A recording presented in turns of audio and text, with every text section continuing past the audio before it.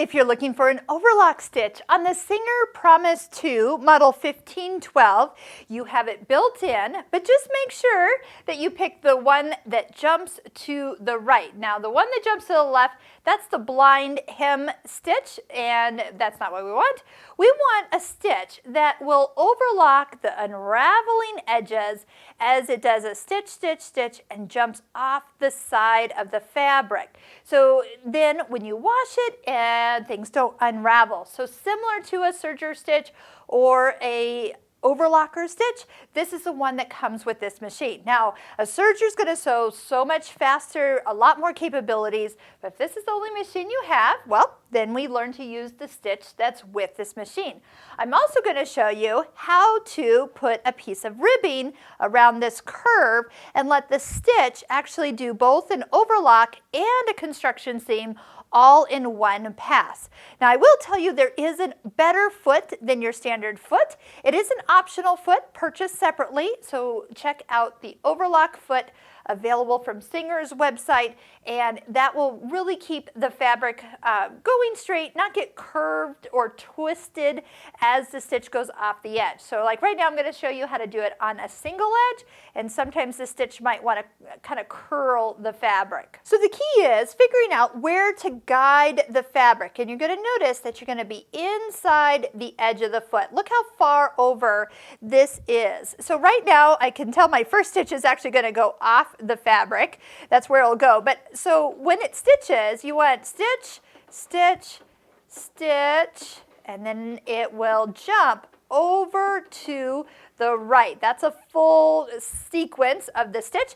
And when it goes off to the right, you want it to jump off the edge of the fabric. That's going to kind of seal the deal so those edges don't become unraveled. So as you sew, guide your fabric. You can kind of see I'm kind of between the center of the foot and the full edge of the foot, and let the needle swing out over into air. And that is going to be an overlock stitch. So some people will do overlock stitching before they sew everything together. Others will do it after they've sewed. And you can see that now that edge is not going to come unraveled any further.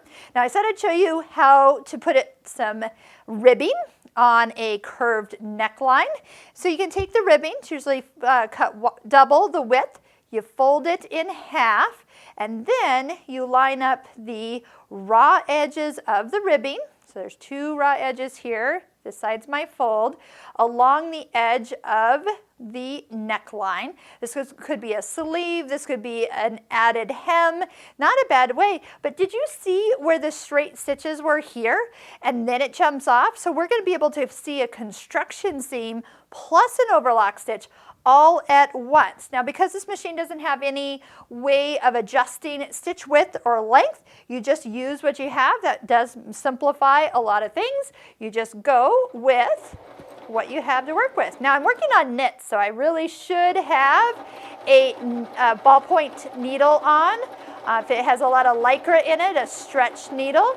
And usually you're stretching the ribbing a little bit as you go. So we'll just get all the way around.